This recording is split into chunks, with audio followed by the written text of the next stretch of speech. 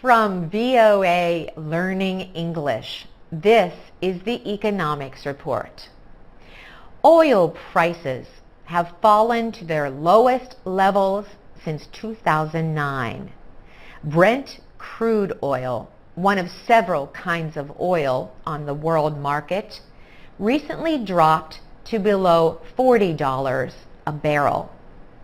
However, OPEC, the Organization of Petroleum Exporting Countries, has been unable to reduce production to limit supply. They called on members to maintain an energy dialogue with countries that produce oil but are not OPEC members. About 2/3 of oil production is carried out by non-OPEC countries. But the 13 OPEC member countries could not agree on any production cuts. OPEC oil production continues at record levels. An OPEC report says the group's oil production increased to more than 31 million barrels of oil a day. Some experts say OPEC member Saudi Arabia continues its production levels to keep competitors from gaining market share. OPEC says its high production levels continue because it believes demand will increase in the coming year. Experts say worldwide demand for crude or unprocessed oil is already about 2 million barrels a day below the current supply. That has led some markets to have more oil than needed. Demand for oil has been decreasing as economic activity in many areas around the world has slowed. Slowing demand in China has also been blamed for low oil prices. Economic growth in China has slowed to a yearly rate of 6.9%, the country's slowest growth since 2009. China is the world's second largest economy. For VOA Learning English, I'm Carolyn Presutti. From VOA Learning English, this is the Technology Report. A recent study warns that too much time spent playing computer games could hurt performance in school. The National Children's Bureau reported the results of the study. It says that too many hours of computer use can decrease student success in school. The National Children's Bureau is a private organization that explores issues affecting children and young people in Britain. Recently, the Northern Ireland office reported the results of a study called ICT and Me.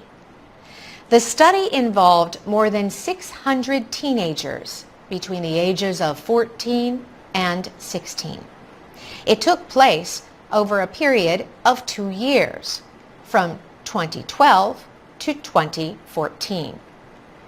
It found that teenagers who played computer games less than once a week were more successful in school than those who played them twice a day or more. 41% of the students who used gaming devices 2 or more times a day received passing grades in school exams. That compared with 77% of those who rarely played the games. The study found that social media use did not affect school performance. Many parents say their children are becoming increasingly dependent on computer games. Some have compared excessive gaming to drug addiction. The study did not explore addiction, but it did suggest that computer games can cause children to stay awake late at night. A lack of sleep makes children tired. Tired children are more likely to have trouble paying attention in school. For VOA Learning English, I'm Carolyn Persutti. From VOA Learning English, this is the Education Report. First Lady Michelle Obama recently launched a media campaign designed to help more young people go to college. A new social media website called Better Make Room is at the center of the campaign. Better Make Room targets young people aged 14 to 19. Obama calls this group Generation Z. The goal is to get the site's audience to share pictures, stories, and short videos about their experiences applying to college. The website will also supply information about college entrance exams, financial aid, and visiting campuses. At a White House event in February, Obama said she believes that education is the single most important civil rights issue that we face today. She hopes young people who use the site will feel supported by their shared experiences. She also wants people who seek education to receive the same support and respect as those who seek fame. Several famous people are showing their support for the campaign. Singer Ciara put a picture of herself at the White House on Twitter with the hashtag #BetterMakeRoom. Basketball player LeBron James joined the First Lady at a recent education event at the University of Akron. Many groups are also supporting the Better Make Room campaign. They include websites Vine, College Humor, and Funny or Die. Television networks NBC Universal, the CW, and A&E are also partners. The Obamas' older daughter, Malia, will complete high school in the spring. She is currently applying to colleges. For VOA Learning English, I'm Jonathan Evans. From VOA Learning English, this is the Health Report. Caffeine is the most widely used drug in the world. Many people drink tea and coffee to help them stay awake. However, new research suggests that too much wakefulness might be harmful to human health. Recently, British and American researchers investigated caffeine's effects on human sleep patterns. The study lasted 49 days. Researchers gave the participants 200 milligrams of caffeine a few hours before bed. 200 milligrams of caffeine is about the same amount found in 2 shots of espresso coffee. The researchers noted how long it took the volunteers to fall asleep. The scientists found that caffeinated drinks used up to 3 hours before expected bedtime can delay normal sleep times. Sometimes the delay is as long as 40 minutes. The researchers also exposed the volunteers to light at night. Light at bedtime can affect the production of a sleep hormone. The scientists compared the effects of bright light with the effects of caffeine. They found that the caffeine use interrupted patterns of sleep more than the bright light. A lack of sleep can affect a person's mood. It also disrupts the body's natural sleep-wake cycle called the circadian rhythm. Circadian rhythm is an important part of several processes in the body, including hormone production and cell generation. A disrupted circadian rhythm increases the chance of heart disease, obesity, and mental illnesses, such as depression and bipolar disorder. For VOA Learning English, I'm Carolyn Prasuti.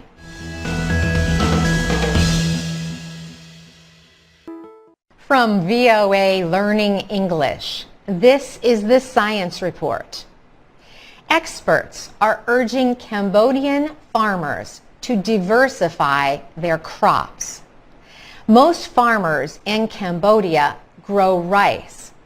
Many also may grow cassava and maize. But very few farmers in the country grow other vegetables. And more Cambodians are demanding organic produce. Sam Chanta is an organic vegetable farmer in Cambodia. She grows spinach, cauliflower, lettuce, and collard greens on her 6-hectare plot of land. She says farmers earn money growing vegetables instead of rice. She also says locally grown vegetables taste much better than imported vegetables. A recent study from the World Bank shows strong growth in Cambodia's agriculture industry. This has helped reduce the number of people in poverty from 7 million in 2007 to 3 million in 2012. Part of this growth has come from increased land cultivation for rice farming. But growth has slowed in the past 2 years. The World Bank says farmers need to increase their yield and grow more kinds of crops, such as vegetables. The bank says vegetables earn average returns of $1,575 per hectare for small farmers. This compares to $544 per hectare of cassava and only $307 per hectare of rice. Some experts say it will be difficult for farmers to change crops. Many of them may lack the skills, technology, and investment money to grow vegetables. Most vegetables sold in Cambodia are imported from Vietnam and Thailand. The local competition means that there are no quick gains for Cambodian farmers. For VOA Learning English, I'm Carolyn Prasuti.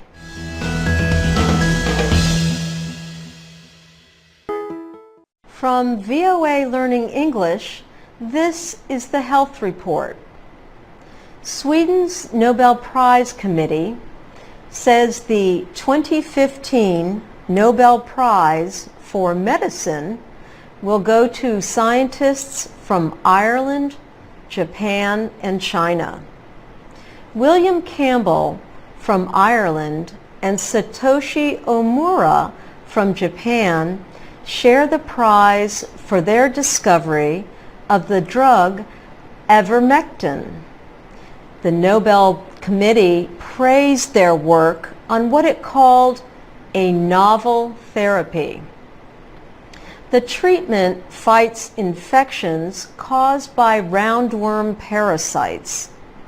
Doctors are now using ivermectin to treat river blindness.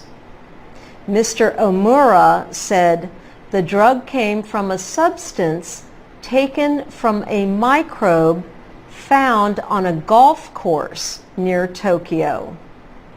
The prize for medicine is also going to Chinese researcher Tu Yoyo. She discovered artemisinin. Artemisinin is a drug that has sharply lowered the number of people who die from malaria.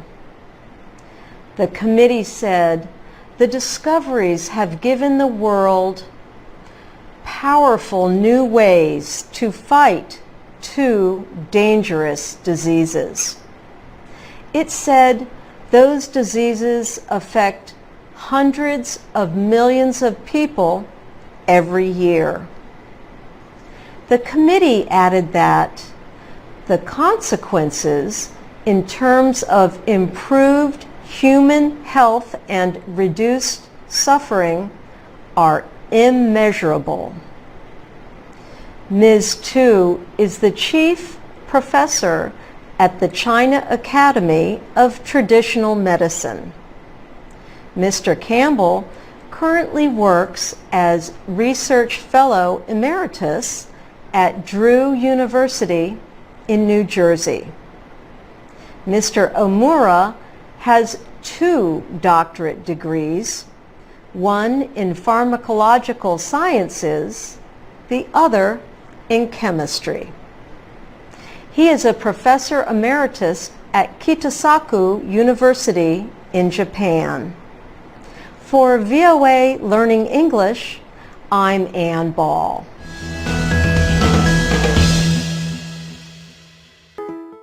From VOA Learning English, this is the Technology Report.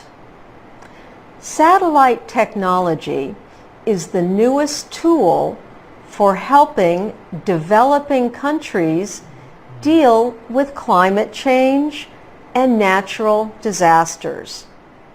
Satellites measure conditions on the ground and share the data with communities. A partnership between the National Aeronautics and Space Administration and the U.S. Agency for International Development developed such a system called SERVIR. SERVIR captures images and environmental data like dangerous weather and changes in water use. Scientists feed that information into computers. The analysis is shared with people, governments, and organizations in the affected areas. It helps them to react and prepare. Dan Irwin is the director of the NASA SERVIR Coordination Office. He said that the SERVIR project shares important information with countries all over the world. He says it can help them deal with issues like air quality and loss of forests. Jennifer Frankel-Reed is the Senior Climate Change Specialist for USAID.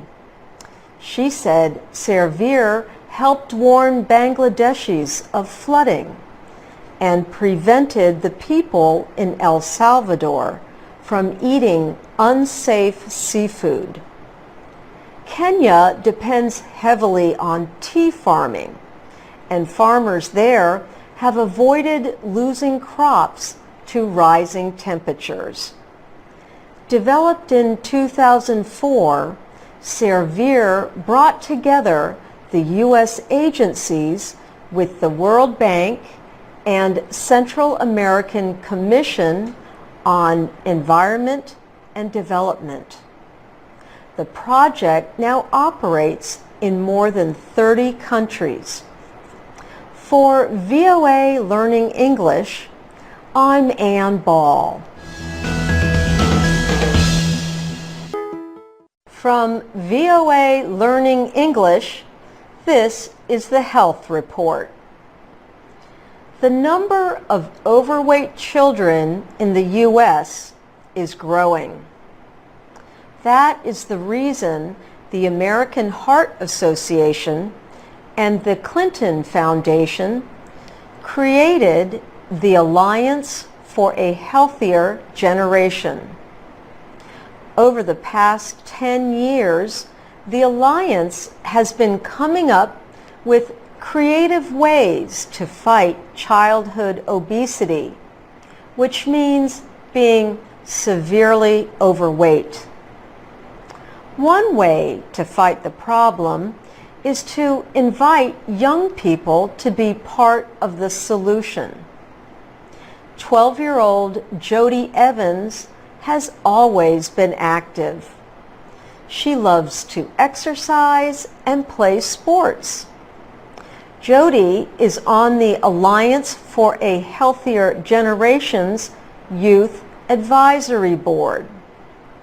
The Alliance chose her for her healthy lifestyle and her involvement in sports. Megan McIntyre is spokeswoman for the Alliance.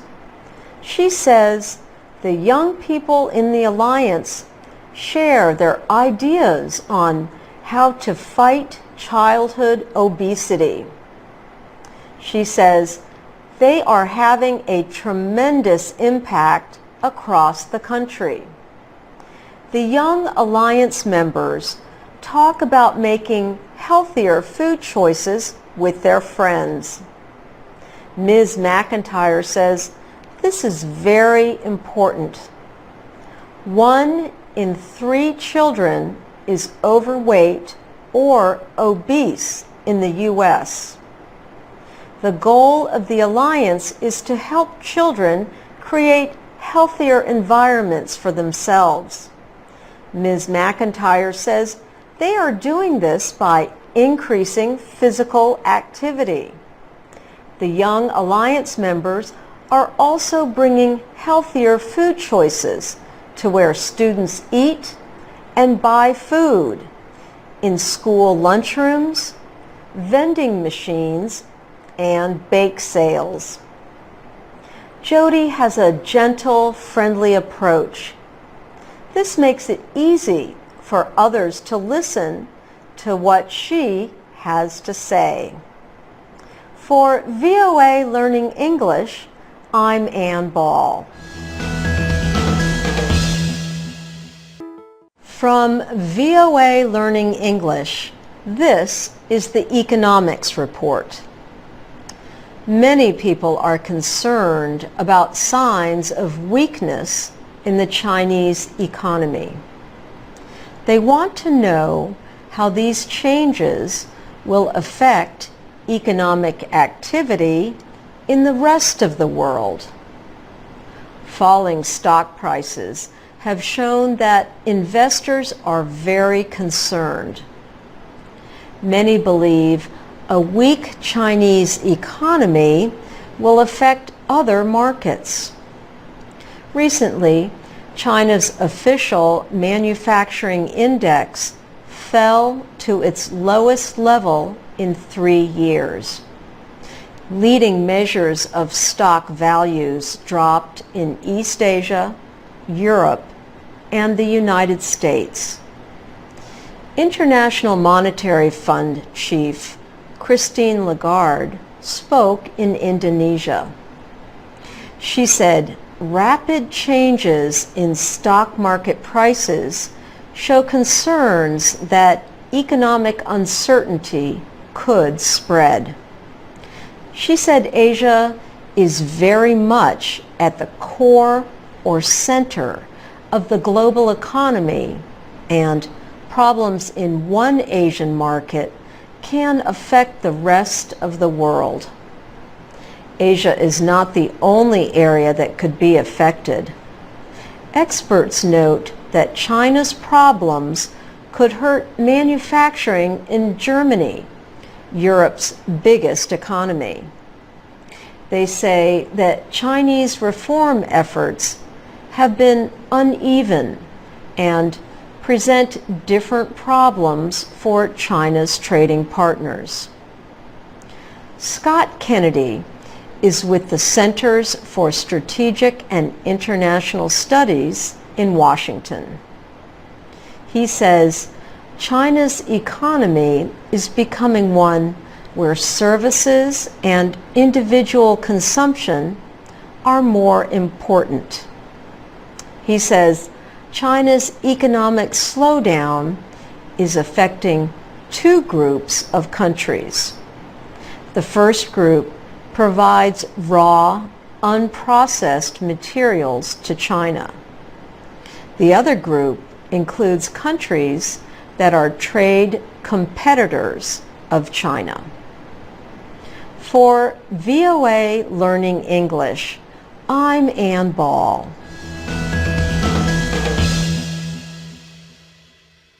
From VOA Learning English, this is the Economics Report.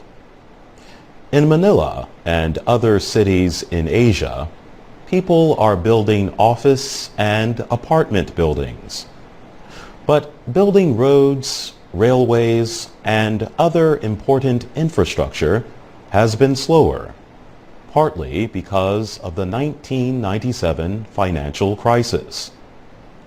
After that crisis, developing Asian countries reduced the amount they spend on infrastructure. In May, Philippines President Benigno Aquino III approved $1.4 billion in spending for commuter trains in Manila and other projects. That brought the total for infrastructure investment to $31.8 billion since 2010. In India, the biggest program is the $100 billion Delhi-Mumbai Industrial Corridor project. It will create 7 industrial cities, high-speed railways, 6 airports, and 3 seaports. The government says India also needs 450 new coal power plants. In Vietnam, the government approved plans for a new airport near Ho Chi Minh City. It will cost $15.8 billion. Vietnam also plans to spend $22.5 billion on new highways.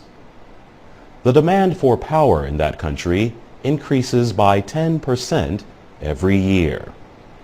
State media say Vietnam needs to spend $125 billion in the next 20 years to keep up with the demand. Thailand has a $92 billion building plan for the next few years. The plan includes high-speed train routes that will run from China in the north through Malaysia and Singapore to the south.